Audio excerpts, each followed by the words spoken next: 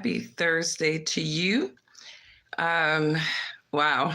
I mean, the world is crazy. I know I always start my blogs off like that, but the world is crazy. And the world gets its craziest, I believe, sometimes during the American political cycles. It just seems like it's a free for all. Anything's go. The psychological manipulations are heightened.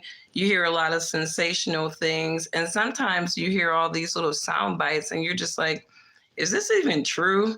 Like, where is this person getting this from?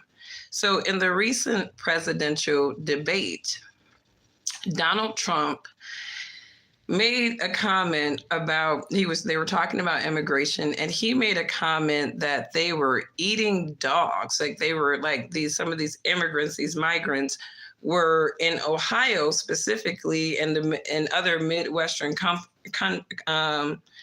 states, stealing pets and eating them. And I'm like, wow, that sounds really extreme. And, I could kind of understand that being a situation or a scenario that could be true, though, because you're talking about people who are traveling, depending on how these people, infiltrated America. You're talking about people who have been traveling like hundreds of miles, by foot, maybe some of them. And, they're probably hungry. Some of them probably aren't sponsored by some of these Democratic side chick organizations to get integrated into America. So it's a free for all with these illegal immigrants. But I happen to be on X, and Elon Musk posted about 3 hours ago. And this is a testimony, I would say, from a young lady who is a Haitian immigrant. And I want you guys to hear what this lady is saying, because what Trump said is not very far off. My father immigrated from Haiti to the United States in the late 60s as a teenager. And I want to talk about these recent comments about the Haitians in Springfield, Ohio. First, I want to say my father and I are now estranged, but I did know him in my very, very young years. And, okay, so she's talking about her father. He was one person, and they weren't sending, thousands of Haitians in one area. Okay, so very notable what she's saying here. When her father immigrated to the United States in the 60s, he was just one isolated situation. He was not part of a drove of people, a relocation of a culture of people into the United States. And that's a very notable point. He wasn't eating people's pets, and he didn't practice voodoo, but he did. So she said her father did not eat people's pets, and he did not practice voodoo. I would say that most of the island, the majority of the island, does practice voodoo. The reason they eat cats is for two reasons. Number one is survival.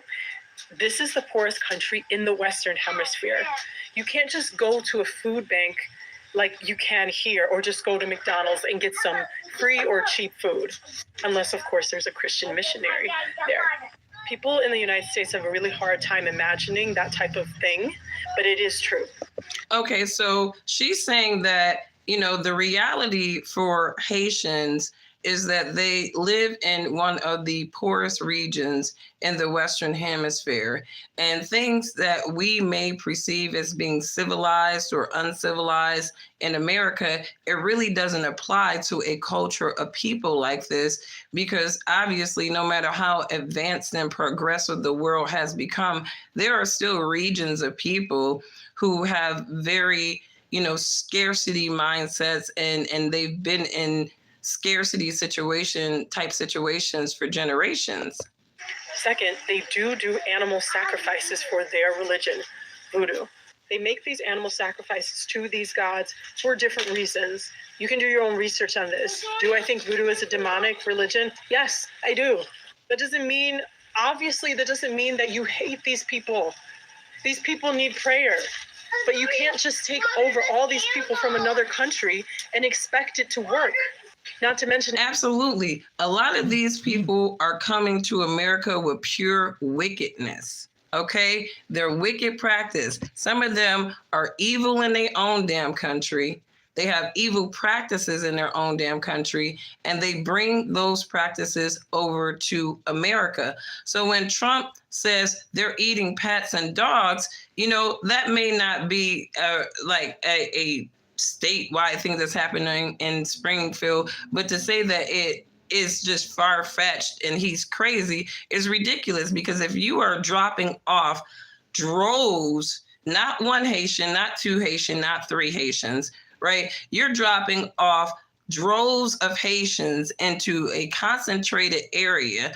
That means you're basically reculturalizing that area in various degrees, right? You're reculturalizing that Springfield, Ohio area in various degrees, because you are literally infiltrating whatever culture they have over there in that Springfield area with now these Haitians who practice voodoo, and a part of their voodoo is animal sacrifices, right? So yeah, it is very probable that these people are stealing pets and eating them because, number one, they come from very at-risk countries. And as this lady is saying, they do eat those types of things over in Haiti. They do eat pets and animals that we over here in the United States wouldn't really think about eating. So, she's making a good point. It doesn't fix the problems of that country. No, it doesn't. There's more people left in Haiti that we can bring over.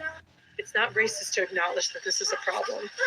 It's not racist to talk about these things that are happening. This is not just white Americans saying this is Black Americans. You can look at the people in Springfield. Yeah, you can't call those white Americans racist, right? When you have Black people from other parts of America saying the same damn thing, that these are human liabilities. A lot of these people have not been vetted on any level. And it's not about vetting people to see if they pose a danger to America. It's about vetting people to see if they are an asset to America, right? If you are saying that, foundationally, America holds more Judeo-Christian beliefs, right? Why would you relocate a bunch of Satan worshipers into America? Why would you do that? You're reculturalizing the nation. And not only are you adding more cultures to this nation, you're adding demonic cultures in some aspects to this nation. And I think that people of all colors in America have a right to feel problematic, feel issue about this. And again, like this lady is saying, she is the product of a Haitian immigrant. Her father was a Haitian immigrant.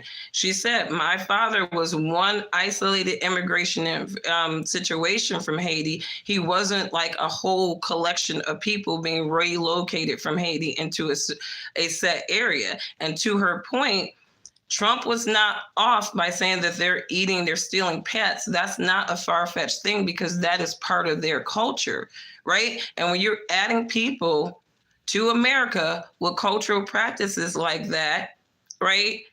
It doesn't spell anything good for America, because they have Satanism infused in their culture. Now, I'm going to say this about Haiti and their voodoo practices and all that stuff. Why didn't your voodoo practices help your country? You sitting up here doing these animal sacrifices, you practicing voodoo, right? Tapping into whatever you're tapping into. Why the hell is Haiti not elevated? See, this is the thing about humans on this earth, right? They try to tap in and get into all these divinations and all this stuff like that, but it doesn't help you. It does not help you. I mean, and to be honest with you, if you really kind of understood demonology, the demons are even bougie.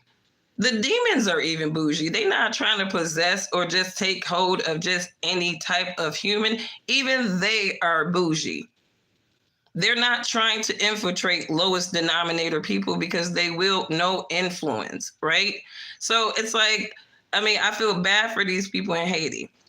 And like she said, we need to pray for these people, because the first step is not saving them from their demonic ass nation, is saving their souls from their demonic ass practices. And like I said, I'm not against people who legally immigrate here. But again, we need to be understanding these human liabilities that are infiltrating America. It's not fair to Americans on so many different levels. Economically, it's not fair. Socially, it's not fair, right? You are infiltrating communities, not only with immigrants. Look at where these people are coming from. They're coming from wicked, demonic nations. Some of these people practice spiritism and all kinds of wickedness. Now we got more spiritism and wickedness in America because of some of these immigrants that they're bringing on over here. You know what I mean? And it's not just the Haitians. And I don't want to just make this conversation about Haitians. This just happened to be a post from a Haitian woman or whatever, but it's all of these people from these different nations. Even in Mexico, somebody, you got these southern border people, they're practicing Santeria and all that crazy stuff. That's Satanism.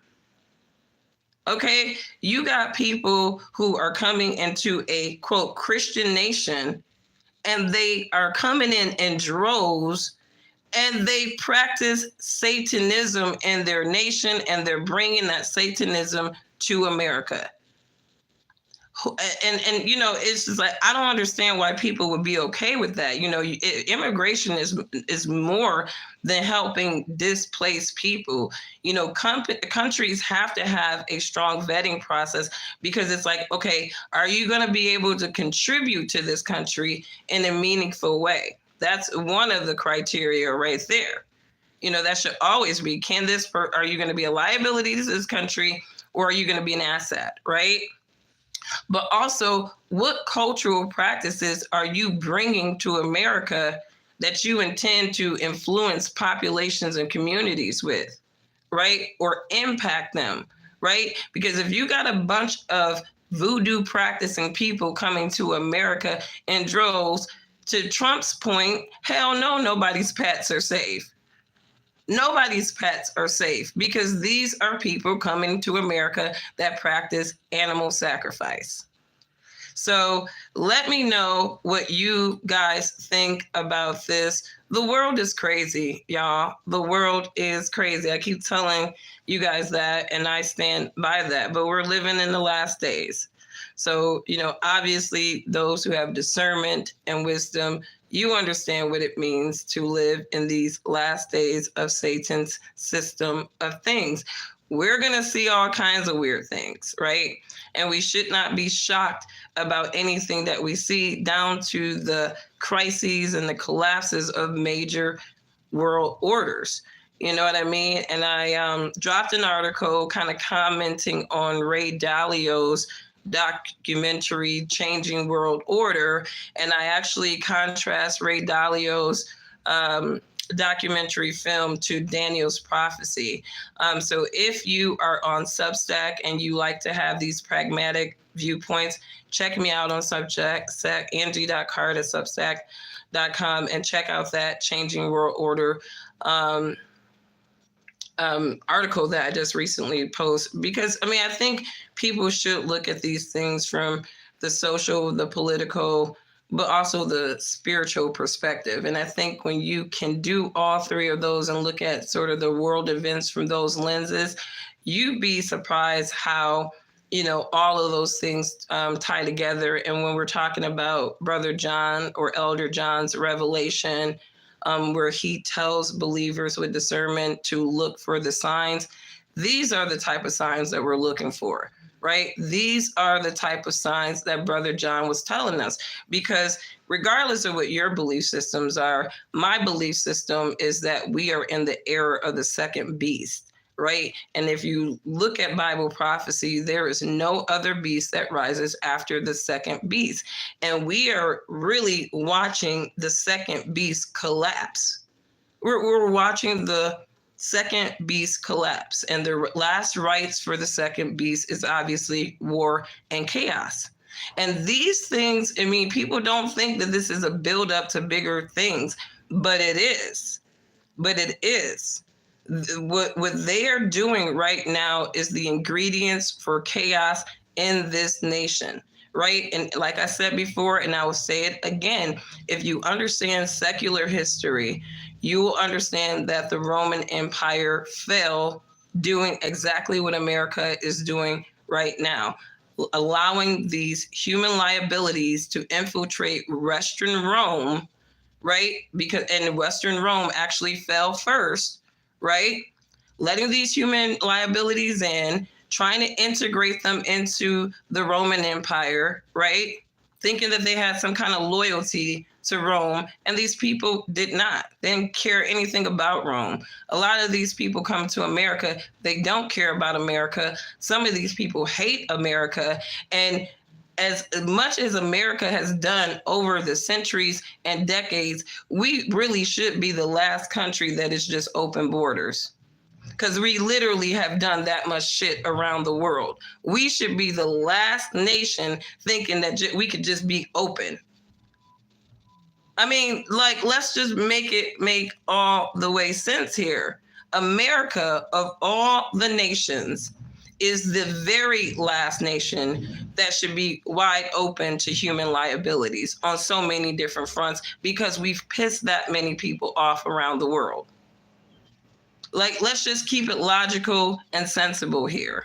You know, so anybody pro-immigration, you're a freaking idiot, and actually you're anti-American. You hate America. Anybody pro-immigration at this point in the game, you hate America, you're anti-America. Because we are $35 trillion in debt. There's no logical reason why anybody would think that we are in a position to absorb human liabilities. We have pissed off a lot of nations around this world. So it's illogical for me to understand why anybody would believe that open borders is just the human thing to do. Honestly, you don't care about the humans that exist in this country. You don't care about the humans that already exist, the generations of humans that have existed in this country. You don't care about those people. All right. So if you're just chiming in, this Haitian immigrant lady, she's talking about how basically what Trump said about these people, these immigrants coming in and taking people's pets and eating them, how it's not far-fetched, because culturally that is where they come from, where they have those practices. And again, you are relocating people with these type of satanic practices into a Christian nation or a Judeo-Christian nation, however you want to frame America. I think it's more founded on Enlightenment principles, but there seems to be an overwhelming amount of the population that believe that was founded on Protestant Christianity. Whatever your beliefs is, I don't care. We were founded on Enlightenment principles, meaning no king, no pope. You know, no established religions, no monarchies. That is what America was founded on, and that is what we pretty much preserve in our union today. But our union is falling. Our union is falling. And I feel really bad for people who keep coming up to these politicians like, do you think America is going to be like it was, when I was, growing up, or my grandkids going to? No, it's not. It's not. And if nobody else is going to be honest with you about that, I will. Okay? It's not. It will not. It never will be. We have had too many people invested in screwing this country over for self-interest that we are literally at the point of no return. Honestly, I have these predictions where I think all of the leaders of the world are going to fall, and we're going to be under a one world government. We're going to have one world governance. I think behind the scenes, we already have it. But, I do believe, and I can't keep getting this out of my mind, that all of the kings or the governance around the world, they're going to fall, and there's just going to be one world order. And I do believe that the United Nations is going to be that one world order. That's just me.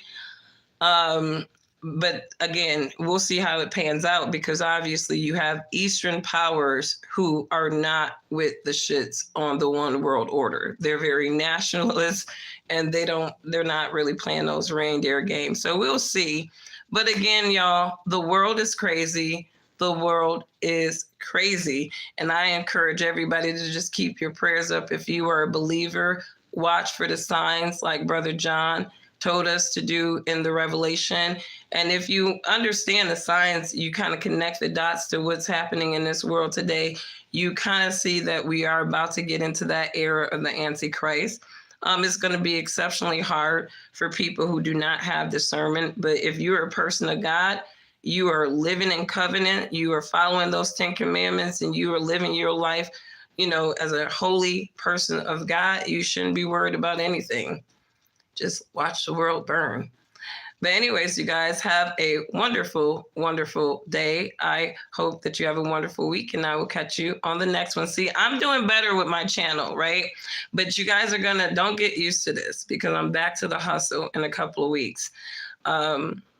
So I'm not going to be as regular on, but I will still drop some nuggets every now and then for you guys to think about. But God actually delivered for me. He delivered for me. I was in a very high capacity field sales role, and I hated it. And God delivered me and actually came through with me double time on a way better opportunity. So God is good if you are in covenant, and I will never stop saying that. So have a good day. Bye. Oh, like, share, and subscribe, because they are suppressing pragmatic conversations like mine all the time. I'm not going to inflame you. I literally have zero political loyalty, social loyalties. I look at these thought tanks, these political positions, and I just make a middle of the road assessment. And so if that's what you like, share, and subscribe, and we can keep these conversations going. Bye.